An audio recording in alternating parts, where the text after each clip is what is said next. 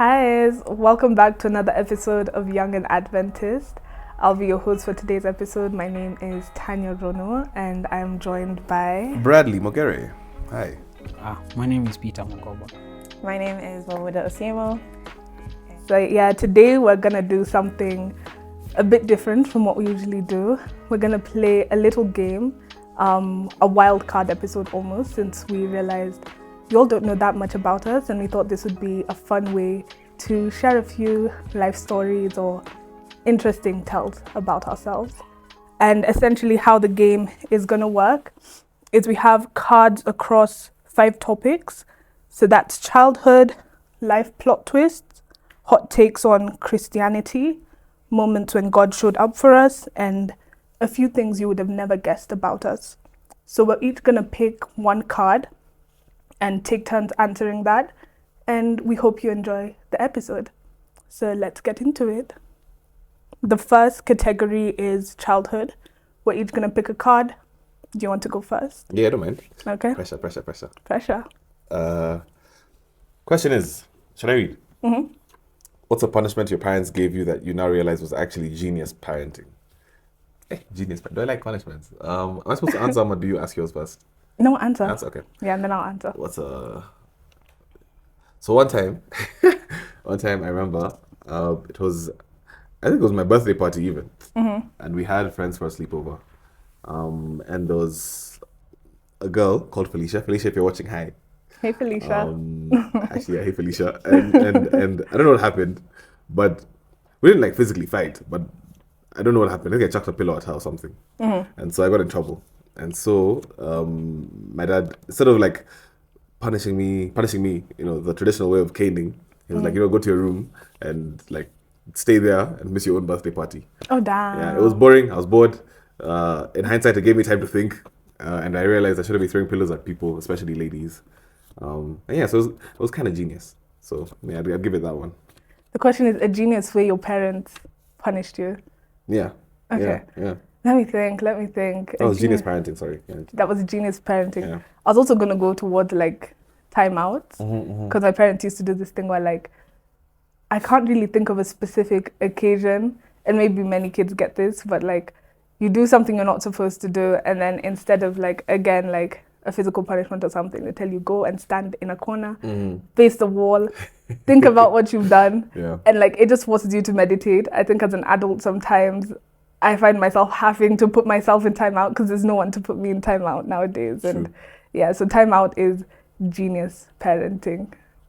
Take timeouts on yourself also. Yeah, put yourself in timeout sometimes. Even us as adults, we do too much, yeah. All right, my question, what's a childhood fear that looking back was completely irrational but felt 100% real at the time? I think for me it was anything I saw in cartoons. Like I really thought I was going to sink in quicksand. I always thought I was gonna like meet a shark on the beach or something. I remember how we used to get like whenever we'd go to the village, we'd be told there's a beast in the like bushes, and it's because there were snakes, but no one wanted to tell us like there's snakes in there. Yeah, so for like the longest time I used to imagine like anywhere there's trees, there's gonna be a beast. So I had the most irrational fear of forests until later on someone was like, actually, no, it's just snakes. But we didn't want you to go there. We had the same exact thing. We called it Bombo. Bombo was like some ominous creature that lived in the forest. I don't know why, but yeah. And it's like a generational thing because I had it, then now my younger cousins have it also. I guess my kids will have it too. What was in the bushes? I don't know, nothing. They just called it Bombo. We used to, anyway, it's a long story, but we used to have even like games where one of our uncles or aunties would dress up as Bombo. So like they like cover themselves up in costume and whatnot. That's crazy. This is during Christmas, and then they chase us around like the forest because one of my granddad's houses has a forest. So like we just run inside the forest. So yeah, that was one. But mine actually is different. Mine is was like my most irrational fear. I feared snails. I don't know why. Actually, it's weird. I never used to fear snails, but then my mom feared snails so much that she passed on that fear to me at some point. I think I was like 13, 12. And then for like 12 until I guess 18, I feared snails. And then now I think at some point I was like, Bradley, you can't be afraid of snails. So I just exposed myself to like snails a lot. Like, what do you mean, So like for expose example, yourself to if snails? if like there's a snail on the gate or something, because usually I'd be like, I'm not opening the gate if the snail is there. Oh, yeah. So now I'd be like, okay, I have to go and persevere opening the gate, and then like with a snail, or like if I have to move it away somehow, like with a stick or something, just so I can get used to it. Which taught me about fear. Actually, taught me that with fear, generally anything you fear, whether it's public speaking, anything, you just have to expose yourself to it. You have to be like not afraid to be in a position where that fear confronts you. So yeah, that's my irrational fear. Snails. I feel like that's a rational fear. I'm still terrified of snails and slugs. Not terrified. I find them disgusting. Like, I just can't. Yeah. Mine was kind of like disgust and fear, kind of like it was. I don't want to be near it. Like, I don't What did want you to think see it was gonna do to you? Nothing. Just like I don't know. I feel like I don't know. I never wanted it to touch me, be close to me. Like I don't. It's just such a terrifying thing. Yeah. Imagine if have you heard about like the immortal snail? No, although Essentially- chasing you your whole life, I've had all that. Yeah. I wish you'd heard about it before you got over your That would fear. have been, that'd have been terrifying. That Yeah. would have been so Terrifying. funny. Okay. Start. So, what were you absolutely convinced that you'd be when you grew up, and how far off were you? Start. You're supposed to answer the question first and then. No, you answer first because I don't know. Bruh. I genuinely thought I was gonna be a doctor and a pastor. Together. Yeah. So there's this one time I remember lights had gone off at my house. This was in Chugs, when we were in Chugs. And then I prayed, and then immediately I finished my prayer. Lights came back, guys. You said Yeah, pasta it is. pasta. Yeah, and also I think I get, not I think, I know I get along with my dad because of we share a certain spiritual connection. My dad being an elder, and sometime back when he retired, he was assistant pastor. I don't know how that works genuinely, but yeah. So yeah, I thought I was gonna be a pastor because of that, and I have a deep knowledge, I think, in the Word of God. Yeah. Yeah. Guys, I'm not a pastor, I'm not a doctor, I'm just a man. No, you're not just a man. You're something. What are Child you? of God. Bruh. What career Okay, are you I'm a in? lawyer. I'm a lawyer. Thank you. Yeah. But you're not far from being a pastor. I feel like you can still do that. I don't know. Do I wanna be a pastor? I don't know. I think you don't have to be a pastor to spread the word of God. I think you can still spread the word of God, minister with your present career. Yeah? Yeah, true. What about you? I don't think I wanted to be anything as I was growing up. I don't think I was convinced that I would be anything. I've gone through a lot of careers that I probably wanted to pursue, which I'm not going to mention because they're actually quite embarrassing. But I don't know that so I can't say that I'm far off from where I wanted to be because I'm just where I am. I didn't have anything. So yeah. Wait, seriously? Yeah. Like people just looked at you and told you you're gonna be anything. Like, okay, it's not like they told me I was going to be anything. That's what you're saying. But it's like, no, it's like, obviously, when I was a kid, I had ideas of what I wanted to be. That's what we're asking, no? They're not like... Tell us. You I wouldn't wanted say to be that- a mermaid or... No, it was Guys, realistic. this is it. I actually wanted to be an air hostess or a waitress. You're short, no? Okay, it's not about height all the time, okay? If we're talking about... Okay, anyway. Hey, Anyway. pause. But no, actually, I'm not far off because I'm still in the hospitality industry, kind of, because I'm a baker. So maybe I'm not so far from that. But I yeah, feel like you can still be a hair hostess. They make money. I low-key have a fear of flying. Oh yeah, I remember. Yeah, so no. Okay. Still childhood?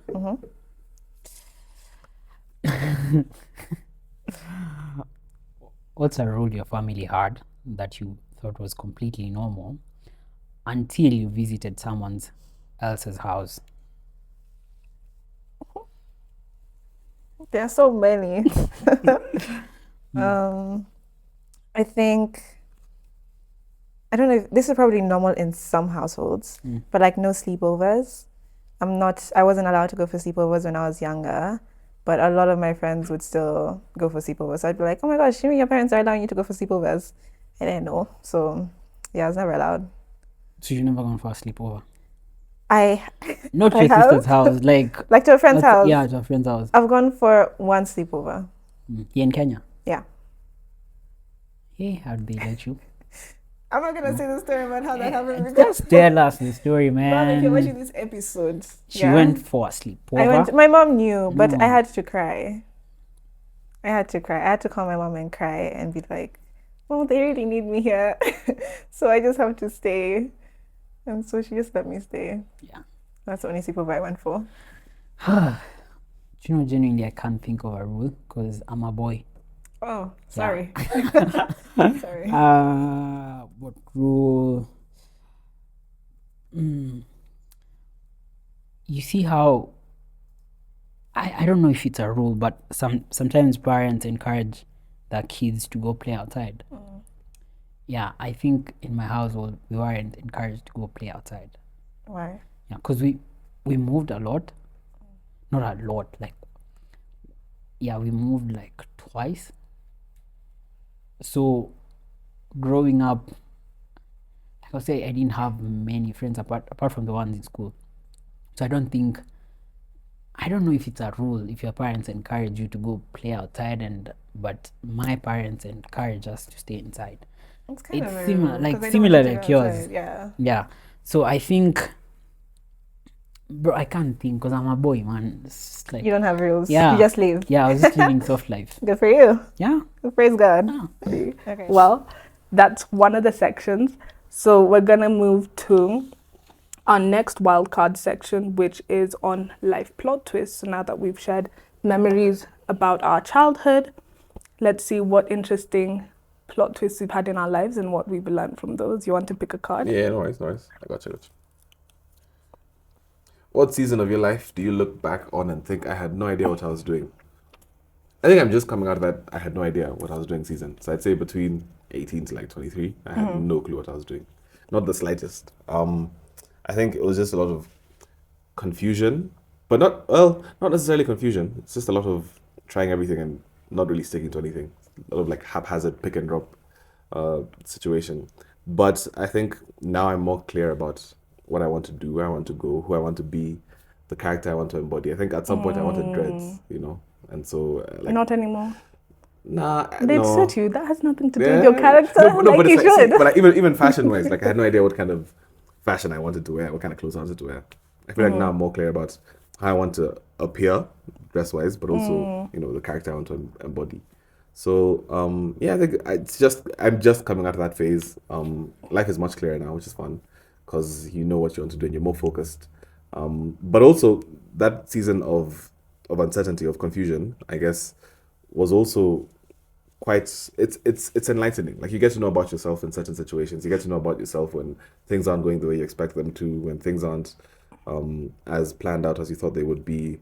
And also it's fun, like not knowing exactly where you end up the next day. It's it's fun in a weird way because you're adventuring all the time. So yeah, I guess that's my season. What was the question? Season of? Sorry, One season of your life where I think you were, what was it again? where I was where I didn't know what I was doing. Where I had no idea what I was doing. That's the one. Ironically, I am in the thick of that season right now. Yeah. I have an idea of what I'm doing like on a day-to-day basis, but what's the bigger picture? I'm still trying to see what that is, in the sense that I have dreams and goals that I want to achieve, but I can't necessarily see how I'm going to get to those. But I think one thing that's been helping me stay grounded in this season is just knowing that God has plans for me, and everything works out in the favor of those who trust and love the Lord. Romans 8:28. That's Romans 8:28. Thank you for that. Yeah. So just like you're saying, exposing yourself to lots of things. And now that I'm doing things like this, the podcast, like I was not a public speaker before I started chilling with these guys. Let's see, what else have I tried that's new? I picked up tennis when I was 20, had never played a ball game in my life. Just trying lots of new things as I like try and figure out where I am heading, and hopefully one day I'll sit here like Bradley and say, oh yeah, now I have a a bit more of a sense of where I'm headed and what I'm doing. But for now, I'm in the thick of that season, and it's absolutely okay if you're also in the thick of that season. Yeah, and I think like usually what happens is after you finish school, usually there's that uncertainty. So whether it's high school, college, whatever, because before you had a routine, like you had a routine where I wake up, I do this, I go home. Wake up, do this, go home. Yeah. But then afterwards, now it's you have to now figure out your routine. When do I get my physical activity in? So true. Yeah, when do I get to study the Bible? When do I get to meet my friends? Because in school, you're meeting your friends daily, So then you begin to, life is, like this period of our lives, age-wise, is the most formless, I guess, for the next two years or so. 2 years, or is this the defining decade? Like 10 years? Maybe 10 years. 10 years. Where you like now have to figure out how do I sort of structure my life in a way that suits my own ambitions, Yeah. And honors God. That's also one of those things that I keep thinking about. Like every time I'm doing something, I'm like, does this honor God? Am I honoring God? Is this what God wants for me? But I guess just doing your best and keep it moving, man. Like don't fret too much. Just have fun. Yeah. Great.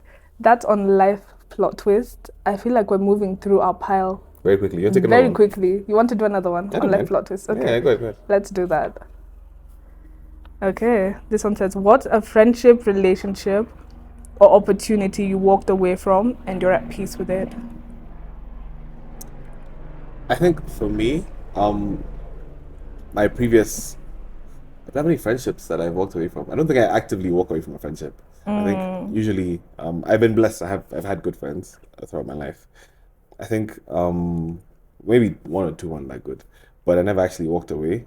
It just sort of fizzles because you end up doing your own thing. You end up doing, maybe going to church and they're not going to church, or you end up working and they're not doing a certain work that you want to be part of. So it's like you kind of just progress in your own direction and they go their own way, and then you just divert different ways. Yeah. So yeah.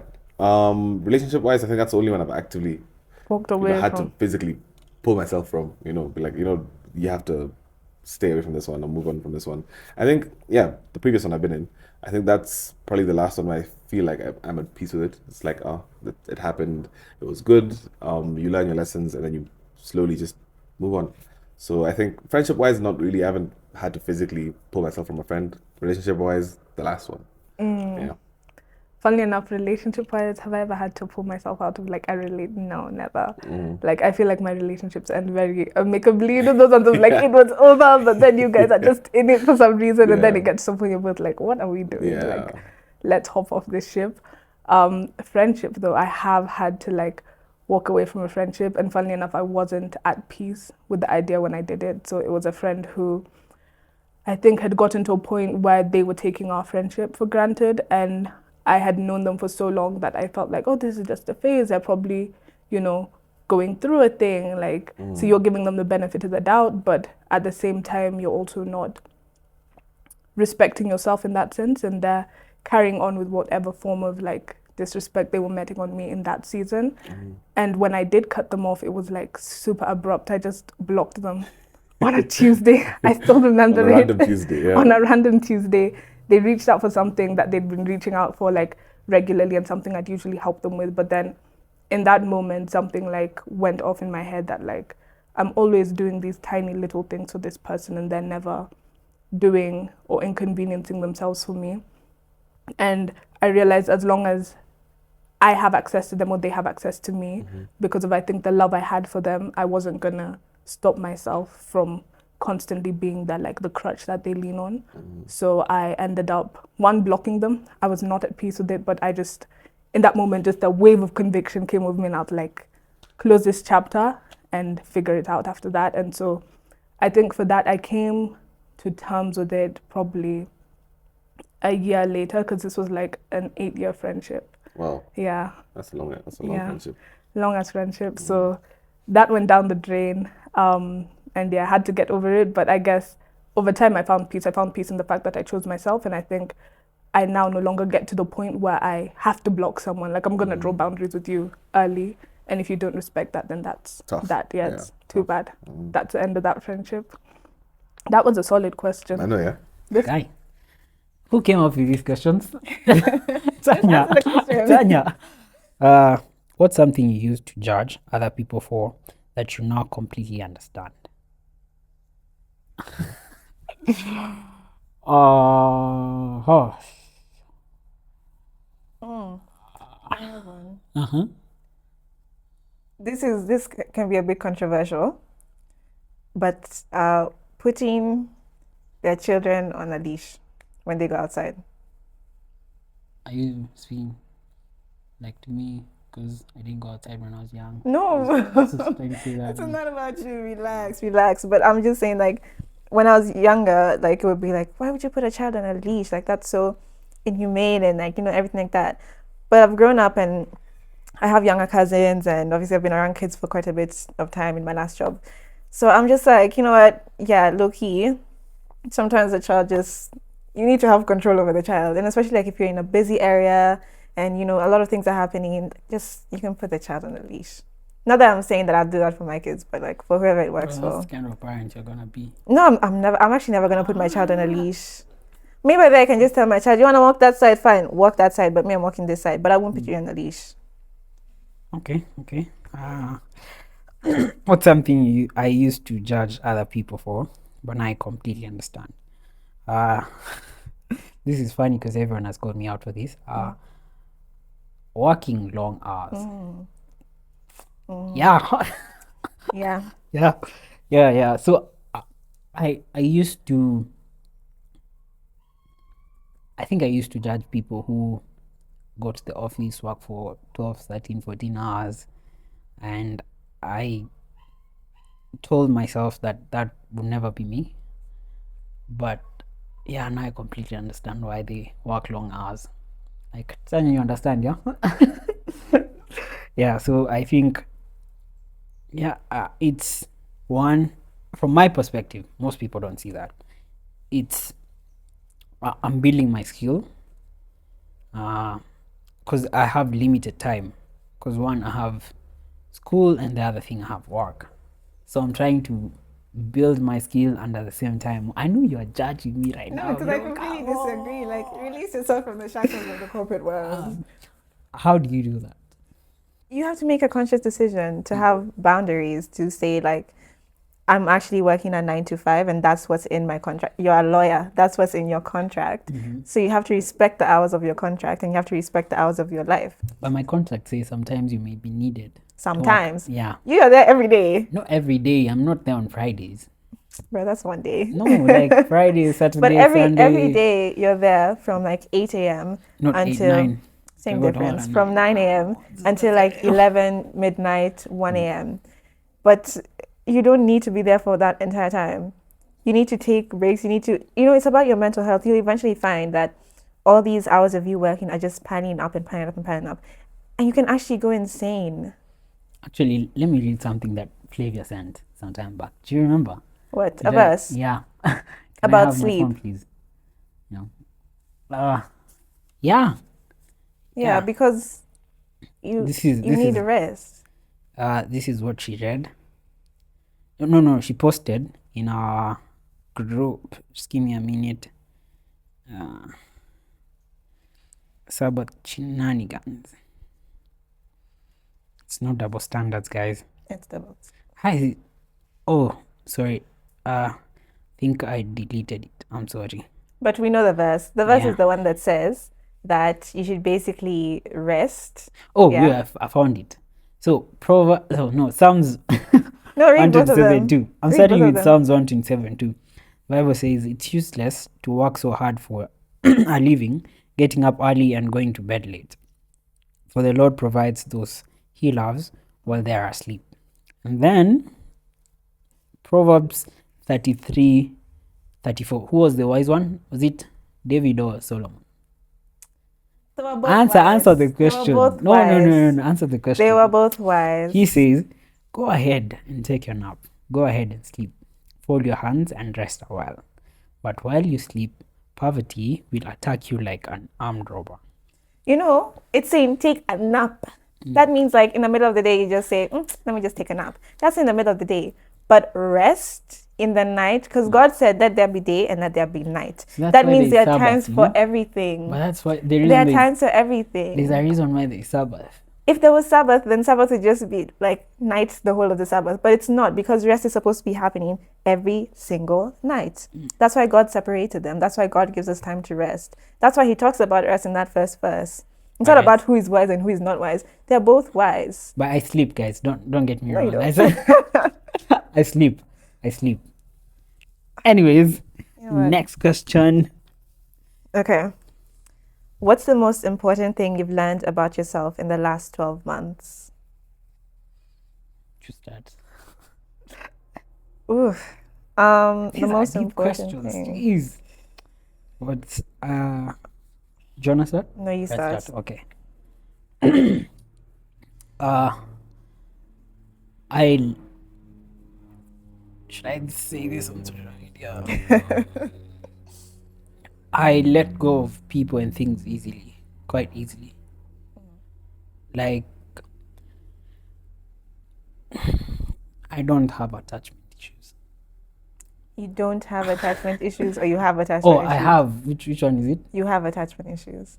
I let go of things easily, so I have attachment issues. I don't know what issue that is, but you have an issue. How? Like, why? Why do So- you think you let so go? for This is now example- therapy. So, for example, let's say I've built up a friendship with someone for such a long time, and then we break off because of either disagreement or something, and we choose to part ways. I can easily forget about that person without caring. Yeah, you have. No. Genuinely, I'm kind of saving myself from hurt, aren't I? You're trying to shield yourself, Yeah. but Is that a hurt will bad always thing? come. Is that a bad thing? It depends on, like, if you're shielding yourself and it's stopping you from experiencing certain things, then yeah, it's a bad thing. But if you're shielding yourself and you're allowing yourself to experience those things, I don't think it's necessarily bad. But I'm allowing myself to feel all the emotions. And you're allowing yourself to enter into a situation again. No, like I won't cry, obviously. But It's I not feel, bad to cry, but though. it's not bad to cry, guys. I'll feel sad. I'll feel all the emotions. I won't cry, but I can easily let go of a person without even like thinking about it I don't twice. think that's very good, because, like, now for someone that was a deep friendship, that was something that matters so much to them, but then for you, just like, it's done and It's a deep gone. friendship, but we have broken off, no? Yeah, but then they're feeling all the emotions and you're not feeling anything. After. No, your turn. You know what? I don't know what you have, but yeah. Anyway, I think I've learned about myself is that in the last 12 months,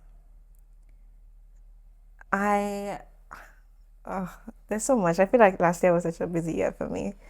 But I've learned that I don't want to do too much. What does that mean? It means that in the last 12 months, at least from last year, I had a lot on my plate, and I thought that I could do all of it at the same time, and that it would be fine, and that, I'd be the girl boss, and, doing this and this and You are that. the No, no, girl no. boss, I man. am a girl. Come on. I am, but, like, girl boss has to rest at some point in time. So I guess what I'm trying to say is that I don't have to do everything. I don't have to have control over everything, and that's something that I just have. I want to control everything. I want to be here and there and there and there. So I want everything to look the way I want it to look. But I can't do that, because eventually it ends up hurting me more than it ends up hurting someone else, and I get tired. So I've learned, I need to start just letting go. I need to start allowing other people to have control over things and, help me with things. So yeah, that's what I've learned. Next pile. Let's see what's in store. The next pile is Spicy takes. spicy takes, but not spicy in the naughty way, Spicy. please. Yeah. We- Unpopular takes, I guess. yeah, these are hot takes Hot takes. on Christianity. Let me see what we have. Hot take. What's something people call a boundary that's actually just avoidance? Oh, Let me think. That's a good question. Let me think. what's something people call a boundary? That's just avoidance. A boundary. I think let me call myself out. I think D&D. D&D is just avoidance, dog. D&D is just avoidance. I think to a certain extent, you call it a boundary. Yes, it does kind of shield you from certain like noise, whether it's phone calls, texts, whatnot. But ultimately, if I'm being very honest, that's just avoidance. It's just you don't want to deal with people answering phone calls or replying to texts. Especially if you're like me, I'm very introverted, so I'm not very big on like. You're an introvert. Imagine, yeah, I am. See, okay, now let me just digress a bit. Introvert to me means an extrovert. I think introvert means someone who draws energy from being by themselves or largely alone. An extrovert is someone who draws energy from people. So, for example, I could be very quiet, but I'm an extrovert because I love it when people are around me, talking, chatting, Yeah. whatnot. That's being extroverted. But if I'm an introvert, I could be very chatty when I'm with people, or very capable of handling a conversation, but then it takes energy. It's like I have to be like, okay, let me put this energy into this chat or this conversation. That's how I feel. So even texting or calling. So when I'm replying to a text, it's I have to put energy into replying to the text, and and then if they reply instantly, it's like, oh no, now I have to reply again, But So then it's do you think it's like a with select people thing? No, not necessarily. I guess it's something that comes out, especially like when I'm tired. But even if maybe the only people I guess I can talk to, even my sister though, I tell her sometimes, hey, I need my alone time. Even if like we're in the same space and we're chilling, chatting, I'm like, okay, I need my me time, So I just go chill, maybe just read a book, scroll TikTok, whatever. So it doesn't matter who you are. I guess it's the way I'm made. I've learned to communicate it better, which is a big thing. I guess you have to learn to communicate to people and say, I'm not big on texting or big on phone calls. And I will get to a point where I need just to re-energize myself. So yeah, I think for me, my hot take is that D&D or avoiding texts and phone calls is just avoidance. It's not a boundary. I saw somewhere that, well, not saw somewhere, was listening to a podcast, funny enough, this past week on like social awkwardness and how to overcome it. Was by two psychologists. I'll have to remember like it was a podcast and I think a psychologist. But essentially, the psychologist was like, most people are actually ambiverts.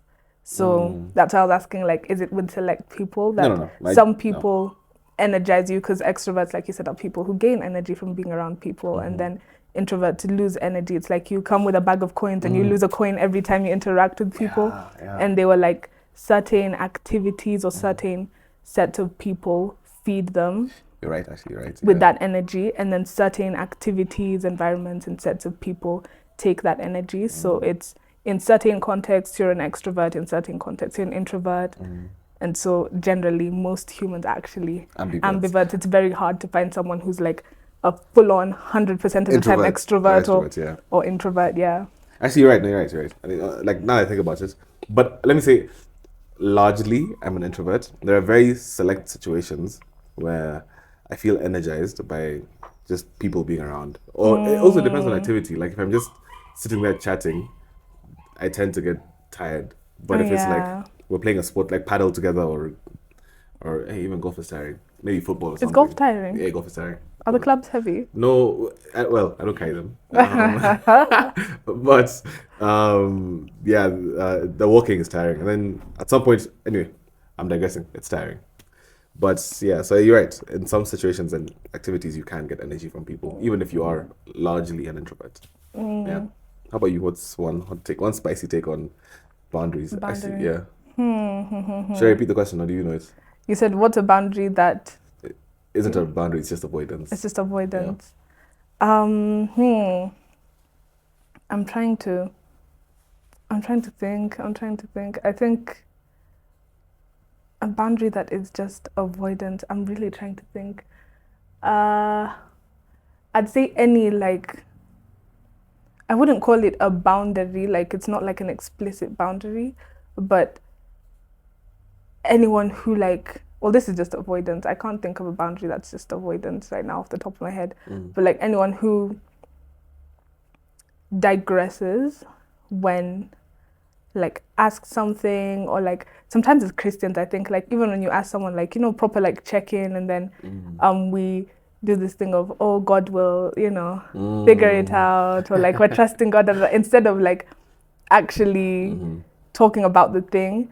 I think there's a way within the Christian community. Sometimes we have these very nice, what do I call them, umbrella statements that kind of cover up harsh realities. I think Joy shared an article about this, about like performative Christianity, where you mask or we avoid like getting involved in each other's hardships too deeply by like masking it with spiritual talk and, optimistic, statements.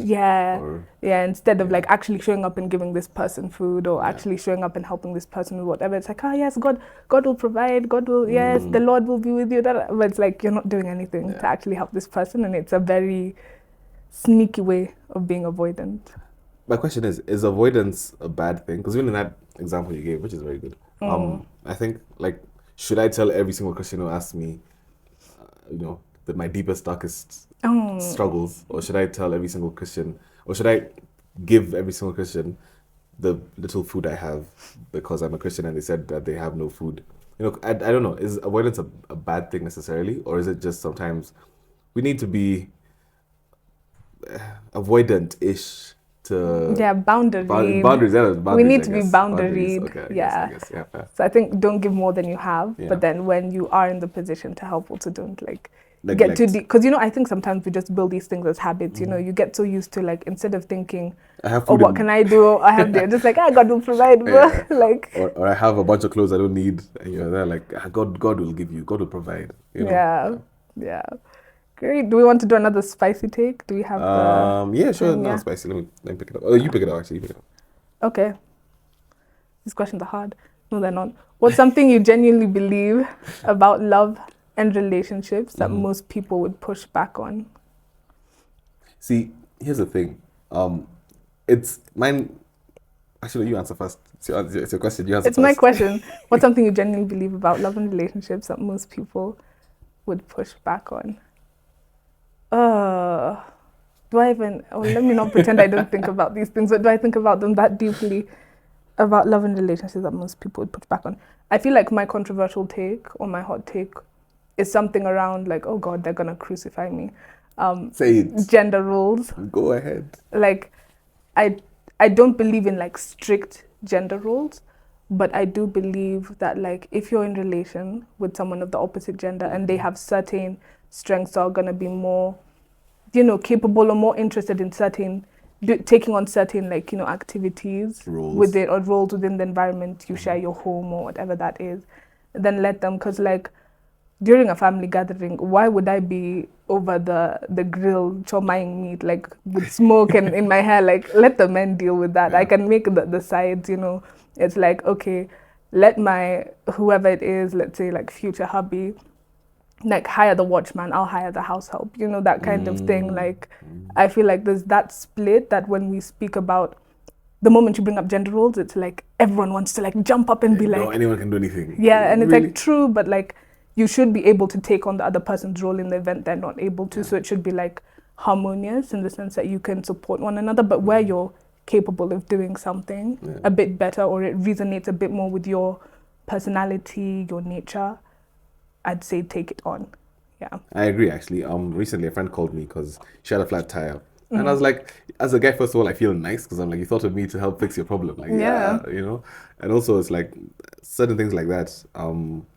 As men, we want to be useful in that sense. And I think also for women, I think there's also certain roles that generally come easier to women than they do to men. Okay, this is a different hot take, but on the same line, one thing I believe is women make better leaders than men. You can fight me on that one, but I think so. I think that I even discussed this with my friends and even my parents. I told them, and they agreed, most of them, is that the way women can usually empathize and compartmentalize certain problems is very unique, and it helps them deal with, whether it's in corporate or in politics, deal with problems a lot better than men. What's one hot take? What was the question again? What's one hot take about love? What's something you genuinely believe about love and relationships that most people would push back on? Okay, let me think. I have to think. that one I agree with. What you said, but also I think for me, I'd say, I think a lot of love is persevering. And I think we tend to say we know that, like we know that's true, but oftentimes we don't practice it. I was talking to a friend recently, and she was telling me about her relationship. And first of all, as a guy, always have like female friends. You learn so much. But I was learning about how at some point it got stale, like not stale in a bad way, but you get used to each other. And so she's like, oh yeah, she's bored and whatnot. And I was like, yeah, but isn't that just the natural progression of a relationship? Like you're not going to be forever in the honeymoon phase. And you might still like each other and have the chemistry, but at some point you get into a routine. Like you get into a routine of, check up in the morning, check up at night, phone call every now and then. And so at that point, it does, let me not say stale, but it gets kind of, it's not as exciting as it was in the beginning, where those, rampant flirting and all this lovey-dovey stuff. So I think for me, it's, you have to, certain phases of love, you just have to like learn each other. Your partner may be struggling with something that kind of impacts relationship. You struggle with them. There may be things externally that put pressure on your relationship. Struggle through that. So I think a lot of love is perseverance, and true love, I guess, is perseverance. Because even with parents and kids, this is now outside of relationship. Even with parents and kids or friendships, there's points where your friend maybe takes alcohol too much, and you're like, I love this guy. I love him too much to cut him off, so I'm going to have to work with him to try and stop this particular behavior. With parents and kids, maybe your kids aren't, aren't the way you thought they would be. And so you have to like learn to discipline them and walk with them throughout their lives and figure it out with them. So again, in any situation, any type of love, I think a lot of it is perseverance. Yeah, That is a beautiful take. Oh, That's not thanks. even hot. It's beautiful. That's tea. Thanks. Great. Wow.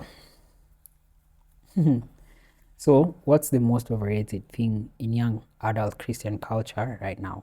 So, dating culture, worshiping aesthetics, calling language, all eligible. The most overrated. Yeah, thing in young adult Christian culture right now. Young adult Christian culture. Hmm. Can I say something controversial? Go ahead, man. That's why we're here. I want to say, just because it's the first thing that has come up in my mind, I want to say marriage, but not marriage, but like the idea that people have of marriage Okay. in today's Christian dating culture. I think people glorify marriage, and a lot of times we're glorifying the good side of it. The times when, everything is going fine and we're happy and we get to travel together and we get to go home together and all that kind of stuff. And that's the idea that we sort of hold in our minds, and we glorify that and we say, I want to get married and, I want to have my husband or my wife and everything like that. And we keep looking for these things and seeking out these things. And that's why you go to church and you're like, where's my husband? Where's my husband? But then that side of marriage is overrated because it's not realistic. The realistic side is that marriage is actually really hard, and it takes conscious effort and conscious choices from the both of you to pour love into that. And it's not just love, it's honesty, it's trust, it's so much more that goes into it, finances. And I think we also need to look at that side.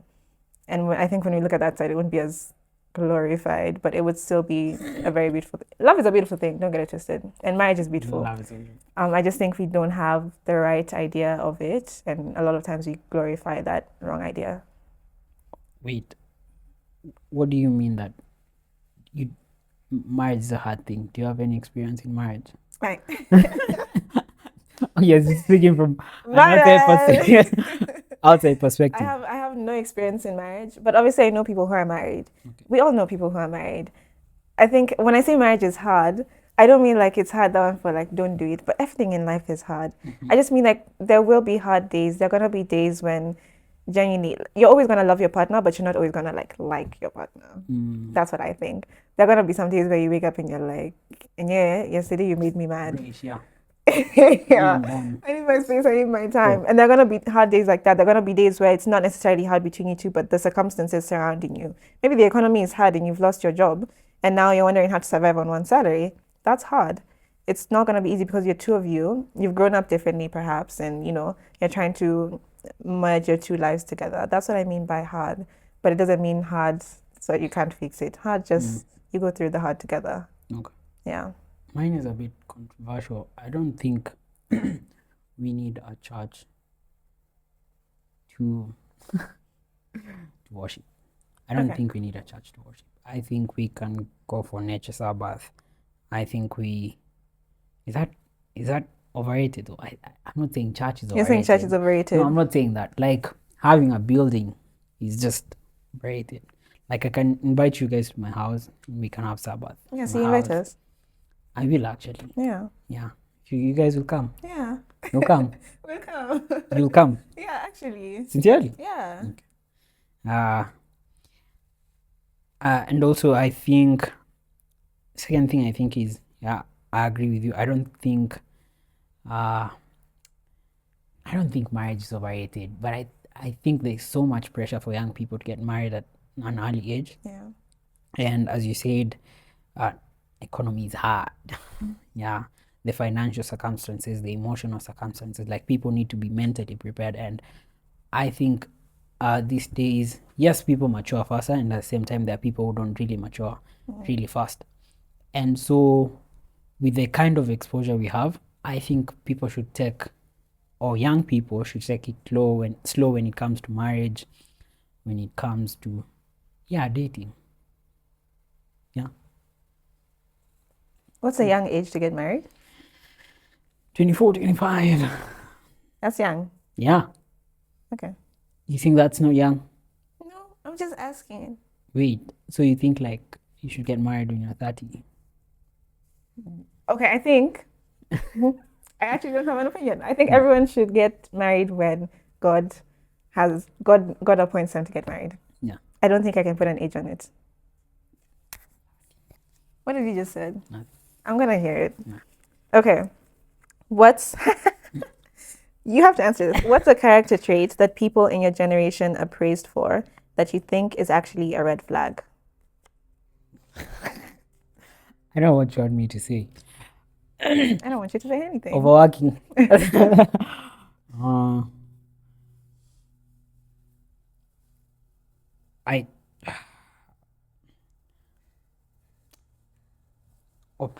Is oppressive masculinity a thing?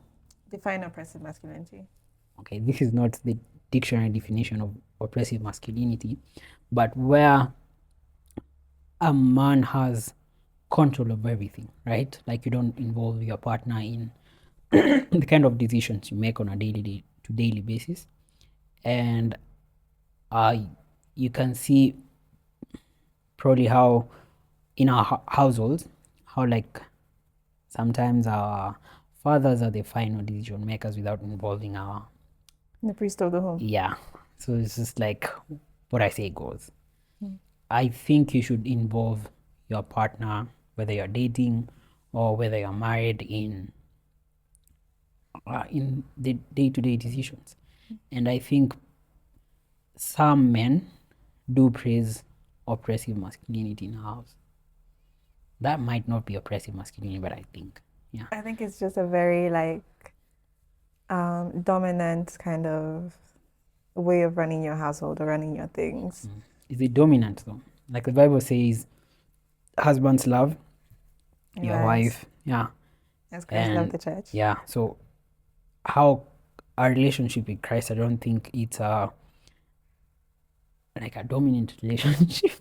No, but it's just but the Bible what says, God yeah, says. the Bible says in Isaiah 1:8, come now, let's reason together, right?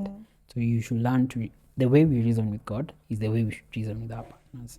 So some decisions that men or women make in the family affect the family, sometimes financially, mentally. But I think we should raise a kind of generation who are willing to reason with their partners. Yeah. Guys, he's single. Look for him. Anyway, I think that people really praise. I don't know if this is a character trait. I think sometimes people consider it as a character trait. But I don't want to say it because it's a bit nini outside, but um, the sort of party culture, party and drinking culture. Some people consider it a character trait in that it's everything that you do, it's everything that you talk about. And I don't think it's very healthy. Mm-hmm. You need to learn to have fun without a drink or without going to a club. How do you do that? Explain to us. Us who've It's fine. never partaken. Oh no.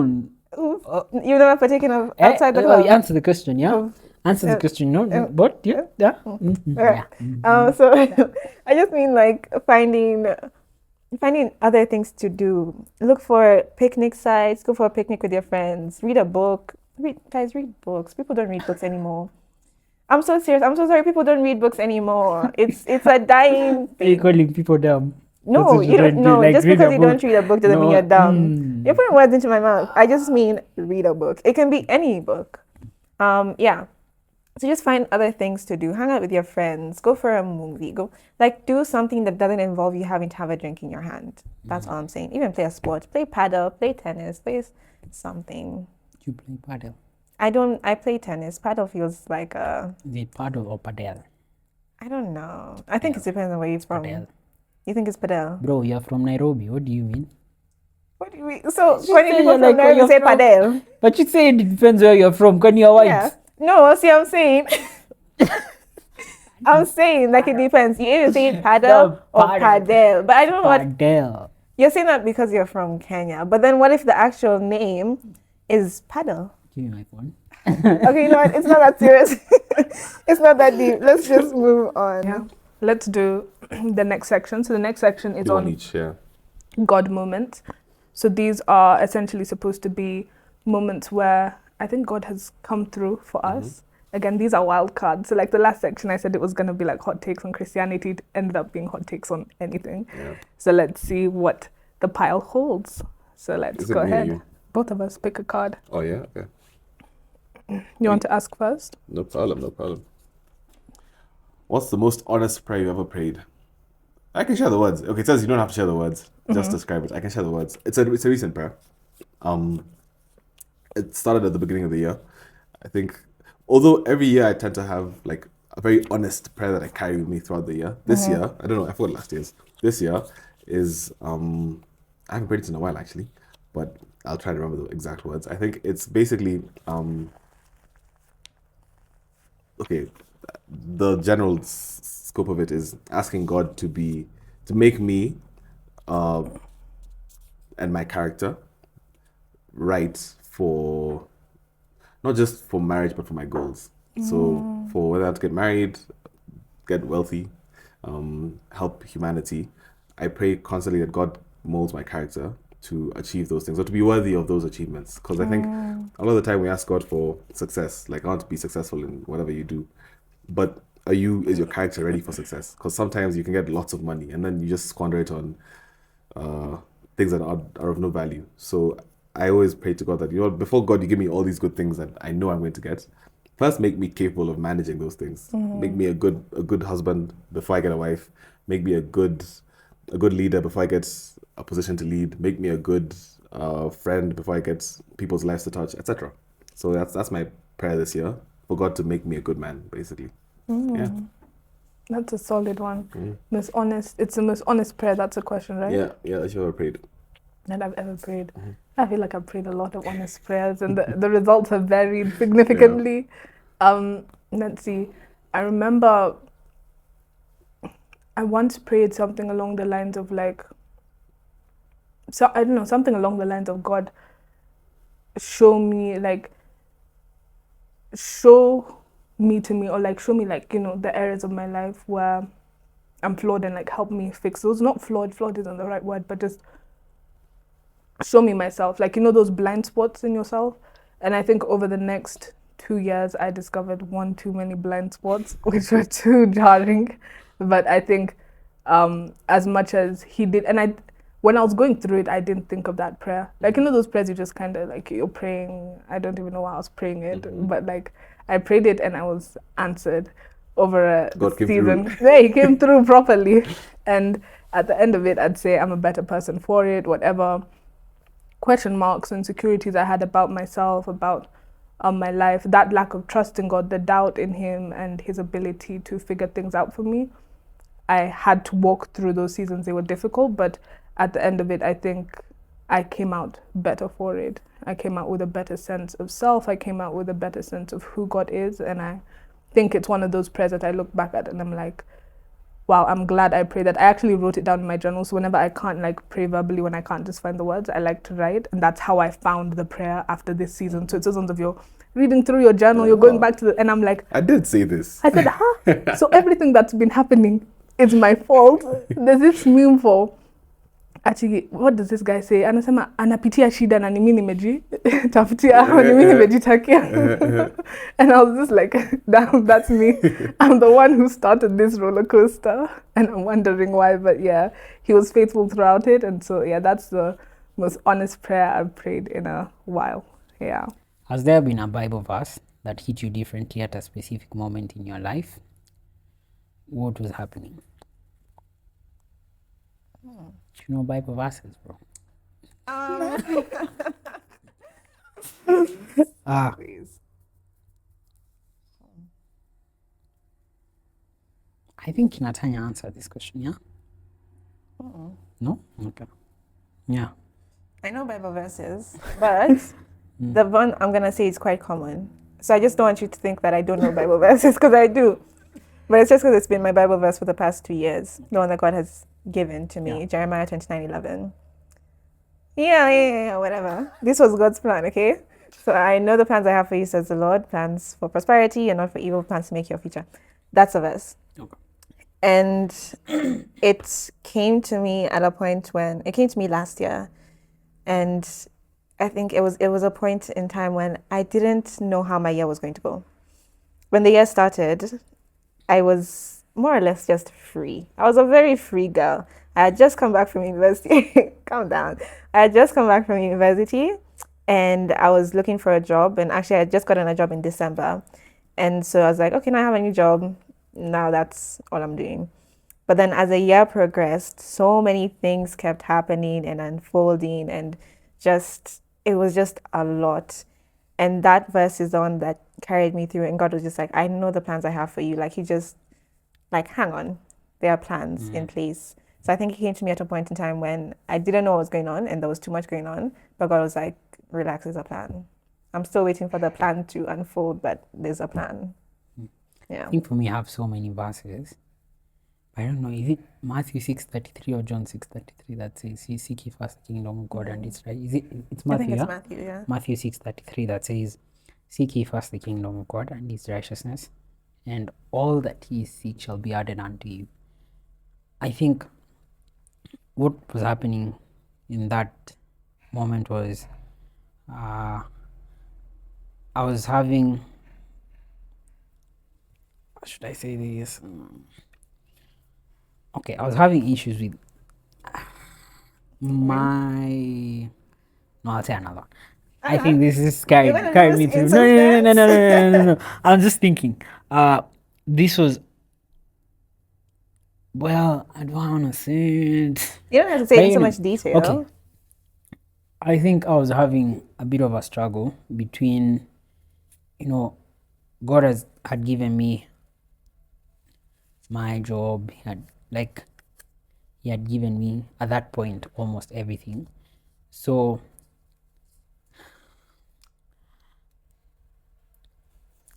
I felt like I wasn't seeking Him first. I was seeking my job first.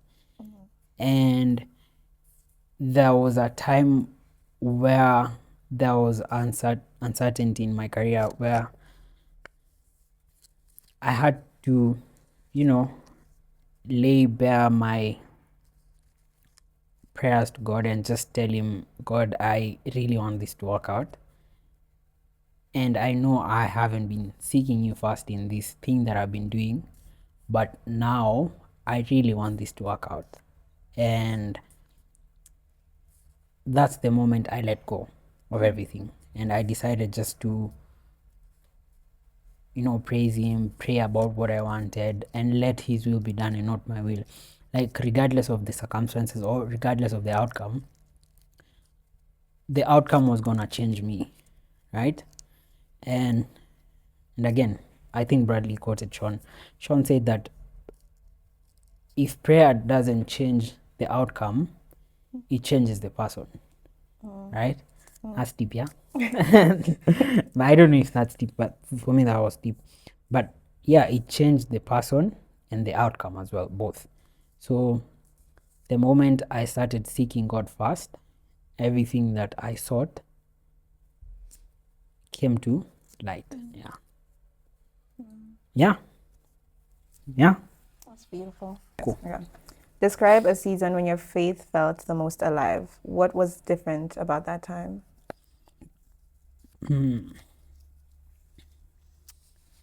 Last year, last year, I think it was the same time when I was praying for something. Yeah, I was really, really praying for that one thing. And man, I just say it. I was praying for my trainee contract. Yeah, I think that was the one time that my faith felt alive. And did it pay off? Yeah, I did. Okay. You haven't answered the question. Because I can't think of a specific time. I can't think of a specific time. I think just my whole life. Next. Yeah. Alright. I think we can get to the last section. Yeah. And so the last part of this is just one thing that you would have never guessed about the other person. It's a question that's going to prompt something along those lines. And so we'll get into that. And then we can close off the episode. Go ahead. Okay. See what I have here.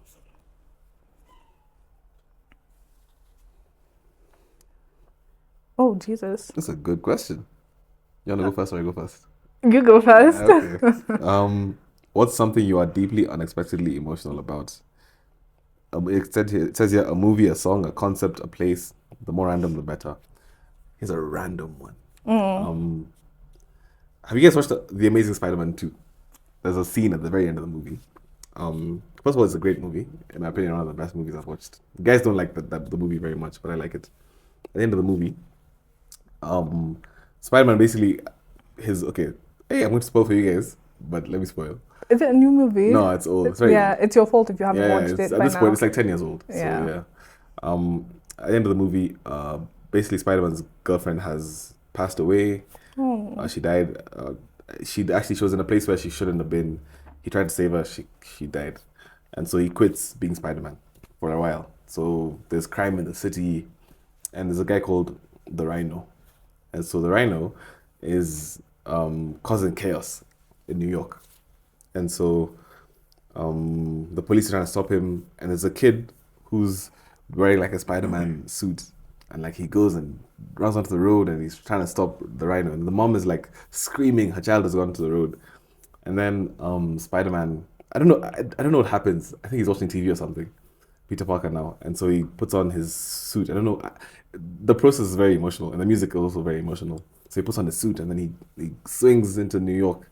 And then he stands behind this kid who's wearing now the Spider-Man suit.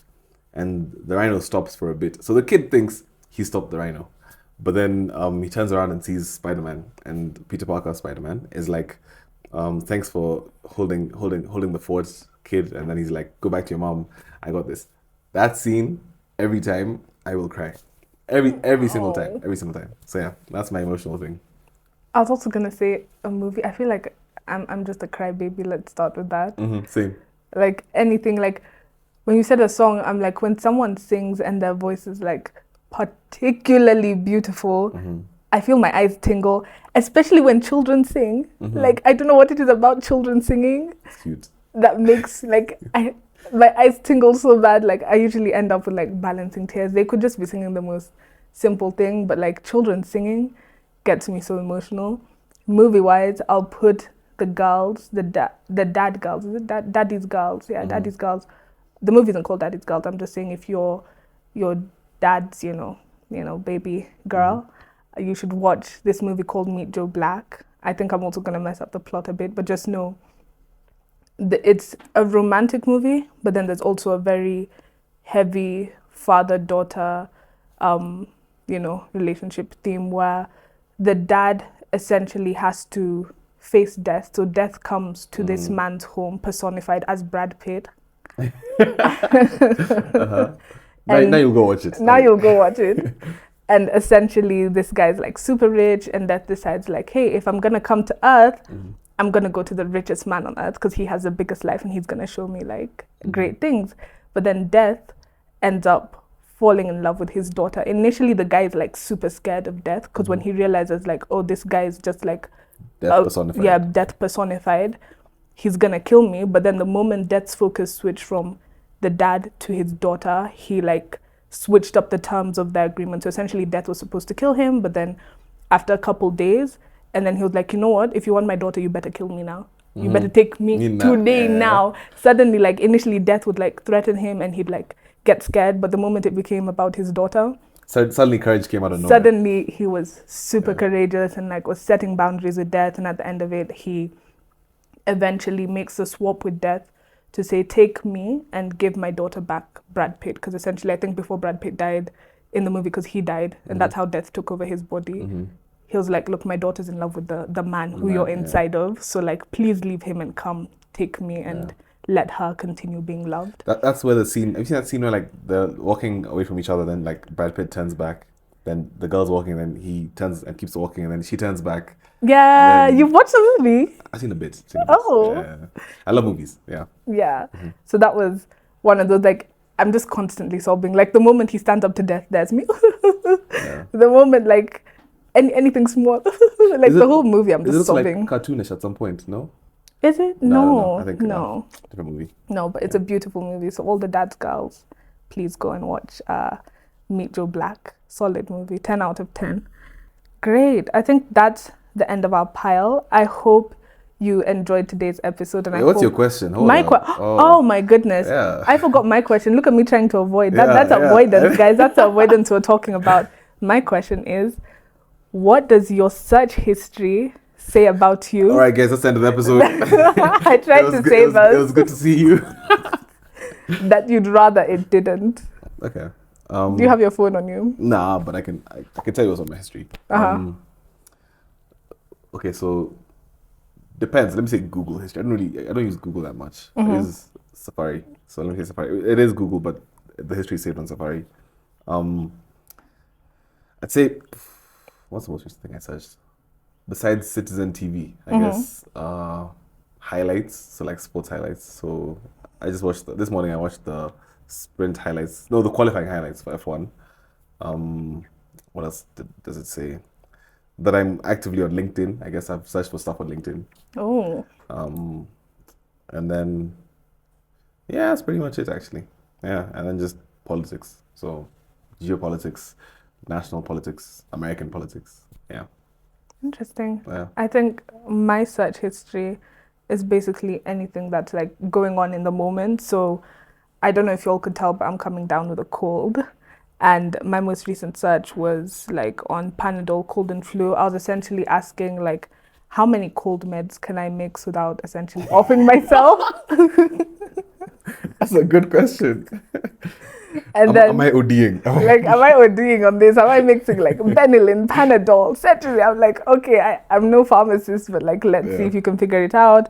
I was looking at places in Diani, planning to go. Where are we going? Planning. Where are we going? Oh, where are we going? Where are we going? I don't know. Watamu Diani. Okay. Yeah, one of the other. Yeah, so I was looking up activities for our trip, and then just lots of events that I'm supposed to go for. I have here like Cinemax open. I have the Purity Dating and Boundaries talk I was supposed to go for last week. The play.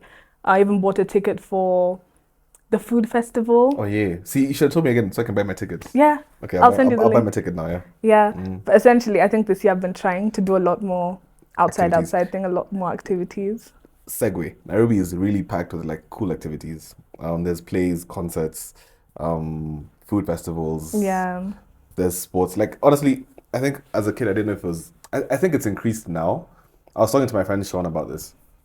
And he was telling me that I think it's definitely increased now.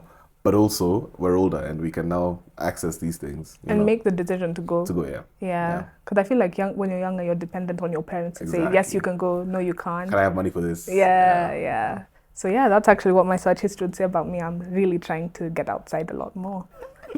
What's something about you that would genuinely surprise someone who met you 5 minutes ago? I trust people at the first instance until you break my trust. I give you my trust at the first instance until you break my trust. Really? Yeah. Why do you do that? Is that a bad thing? No, it's good. It's good. I think we live in a society where, there's a lot of mistrust. And I think that's embedded on us since we were kids. And, growing up, your parents tell you, don't eat at your neighbor's house. Or don't do this. Ukikula hiyo chakula ya auntie. Yeah. So I think I trust people from the first instance until you break my trust. Have people broken my trust who I trusted? Yes. Okay. Yeah. Good. That's surprising, yeah? I don't know. Okay. I don't think that anyone would be surprised by anything about me. But I've had people who I say, oh, hi, my name is Oda. And then we talk for a bit, and then we end up at oh yeah, I'm a Luo. And then they're like, you're a Luo, you're not a Luo. And I'm like, I am a Luo. Then they're like, no, you must be like Kale or like Akisi. And I'm like, no, I'm literally trying to convince someone I'm a Luo. You look Kisi though. I look Kisi. How do Kisi look? You tell me. Anyway, I'm a Luo, in case you don't know. Wow. Now we're actually at the end of the episode. We're not avoiding any other questions. Yeah. Thank you so much for joining us. We hope you had fun, and also make the time to do this with your friends and see what interesting things you learn about them. Hope it was worth it. Was it? Yeah. Yeah? I guess. You guess? We'll see. We'll see, guys. All right. Bye.